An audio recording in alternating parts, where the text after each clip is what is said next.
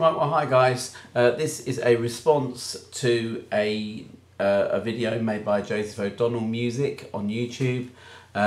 Young guy that has some questions to ask about people's turntables. I thought I would, I think, be the second person, I think, to answer his thread. Okay. So the first question he asked was, what turntable do you use? Well, as you guys all know, I use the Riga P5, which you can see in many of my videos. I've had a P3 before that, and I had a Goldring GL75 before that. Do you play an instrument? Yes, I do play an instrument. It's this piano behind me, and shall I play a little bit of the piano? Well, I might do.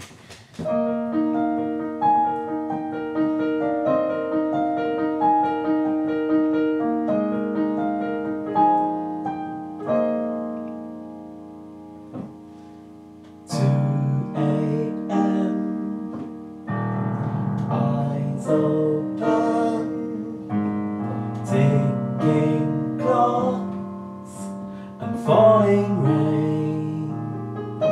Right, so then, yes, do you have a record to fill a collection? Well, I never really thought about that question.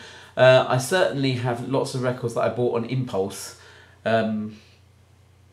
Sometimes because I think, oh, yeah, I remember that one from when I was a child or something, and I pick it up in a charity shop or something, and then think, oh, actually that was a bit shite, really.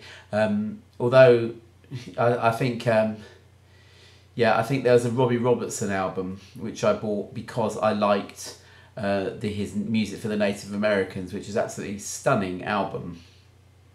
I don't have that on vinyl. I have the Music for the Native Americans on CD, but I found a Robbie Robertson vinyl, and so far I played it once, not really into it. Okay, but let me tell you something. I did find 2 albums by the Cars which are really good. They were impulse buys because once upon a time somebody played me a Cars concert gig from the late 80s, and I quite liked that, so years later I bought a couple of Cars albums, and yes, they are pretty good. So doesn't always backfire, but quite often those impulse buys are the ones that do backfire. Learn from a seasoned pro, kids.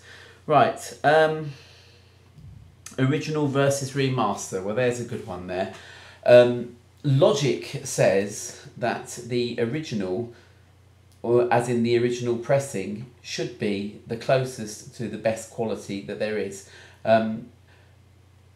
People sort of poo-poo analog tape, but they shouldn't really, because the studio grade tape that was used for recording on, especially before they brought out 24-track tape, which was where, in my opinion, it sort of started to go downhill. But pre-24-track tape, studio tape was really the best that you could get. And if you get a nice first pressing of something like Still Crazy After All These Years by Paul Simon, that's in good condition, they really are worth their weight in gold. So yeah, and that Still Crazy After All These Years is one that's really worth finding if you can get the first pressing, because they were pressed using Valve mastering equipment, which sounds lovely. So I would always say go for an original if you can. Right, 7-inch singles. Once upon a time I started a series of videos about my record collection, and never really continued it, probably because the thought of actually lifting up all my records and bringing them over here and cataloguing them on YouTube fills me with horror.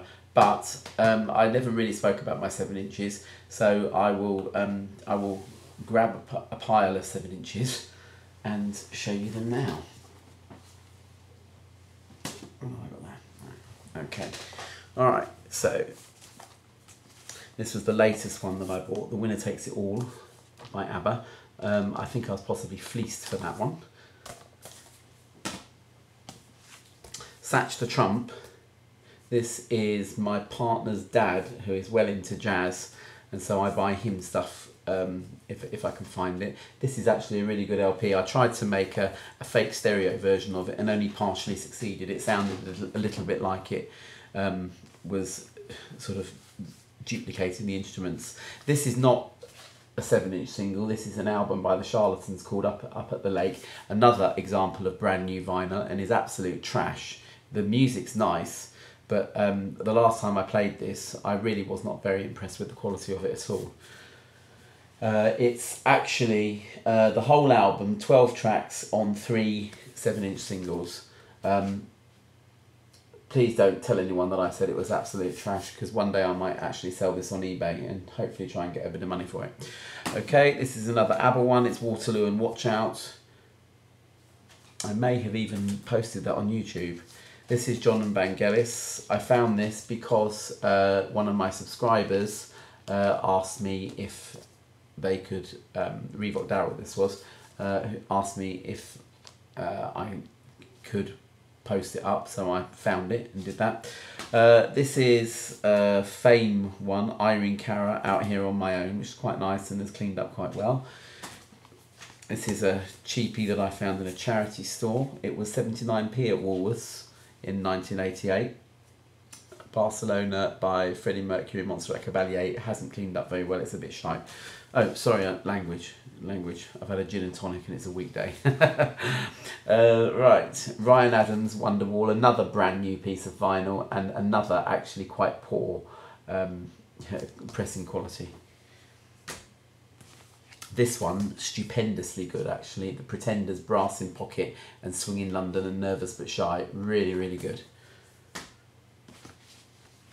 I Am the Walrus and Hello Goodbye by the Beatles. This was the reissue.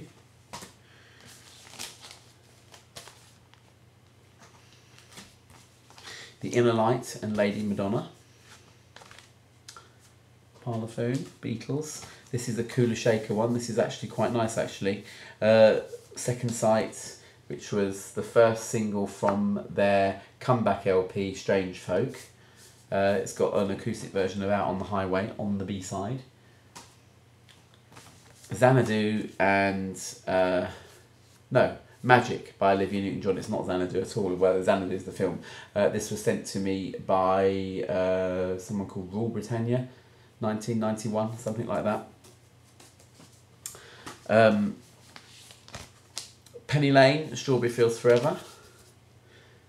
The Beatles singles were in mono, which makes them quite desirable in terms of if you're a bit anal and you want to spot the differences between the stereo and the mono mixes, you can try that. I Am the Walrus is a good place to start actually. Try the American version, the single, and the English version. That will keep you happy for several centuries. This is Elton John Band, Philadelphia Freedom. The B-side is what I wanted that for. It's John Lennon and Elton John singing I Saw Her Standing There live at Madison Square, I think. No, is it Madison Square? I think so.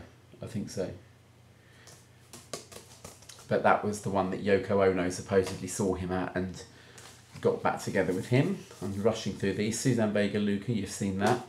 Money, Money, Money and Crazy World. That was a freebie that was sent to me from somebody on eBay that I bought from. Name of the Game by ABBA and I Wonder Departure on the B-side. I've played you that. Hey Hey Helen and Fernando. I'm a Marionette, Take a Chance on Me. I've played you some of that. Stars on 45. I've played you some of that. Het Stars, Cadillac. I've played you some of that. Chiquitita and Love Light. On and On and On and Lay Your Love on Me. I've played you some of that if you want to have a look at some of the...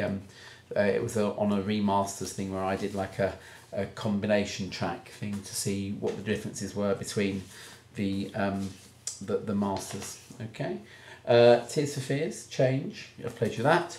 Prince, Sign of the Times. I love Prince, but this single is a bit knackered. And anyway, the longer version on the actual Sign of the Times album is good. Better, in fact. Bob Marley, I've got, Exodus and Roots Rock Reggae. This is a good single. I should play this one. Elvis Costello, Oliver's Army, with My Funny Valentine on the B-side. That's a reminder from my childhood, as is this, the Swap Shop theme. I Just Want to Be a Winner. They called themselves Brown Sauce. Noel Edmonds, Keith Chegwin and Maggie Philbin. And of course, they weren't really playing at all. I think they were miming. This was something I got when I went to a gig once. The Beauty Shop is a bit spooky for me. It's called Death March. Awesome Chairs, aka Matt. You may wish to have that single. In fact, I'll give it to you if you contact me on YouTube. Tina Turner, What's Love Got to Do With It? Lorks alone knows why I got that. Every Night is a Saturday Night With You, The Drifters. Not quite sure why I got that either. Knowing Me, Knowing You. Stevie Wonder, Another Star and Creeping single here. I think it's Knackered. Lucy in the Sky with Diamonds, stroke One Day at a Time. Elton John cover versions of 2 John Lennon songs there. Gary Newman, America, and something else.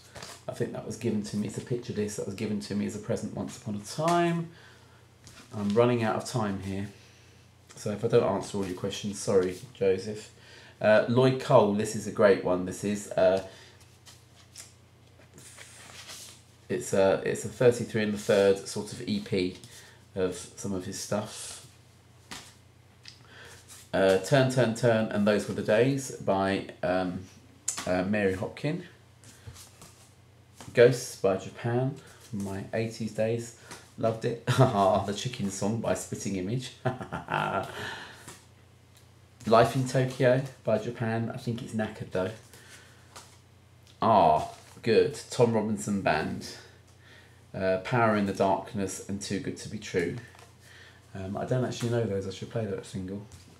Impulse Buy. This was, I think, given to us by somebody, an older friend of the family. My Uncle, starring Jacques Tati. Never heard of it, but yes. And one of my favourites, actually, one that I go back to quite a lot because I love hearing all these old records that advertise the dawn of stereophonic sound. And I love reading all the things like the downward pressure on the point should not exceed 4 grams and the point radius should be 0.0005 of an inch to 0.0007 of an inch. So those are my singles. Okay. What made me want to collect vinyl? Really, it's just the quality of it. I got into hi-fi through CD, and I always thought that records were really inconvenient, which is why I don't actually have that many singles, to be honest, because yeah, I just thought that they were, you know, just a bit inconvenient, and I only ever had a little mono record player. It was only when I got slightly disillusioned with CD quality and I had friends, one friend in particular that collected vinyl at the time, I thought, yeah, I'm going to go for that. And that's when I got my gold ring Lenko, and it's about 2002, possibly 2003 that I got that. I think it was 2003 that I got the gold ring Lenko, and moved onwards and upwards ever since. All right, so there you go, Joe. Hopefully that's answered your questions. Bye.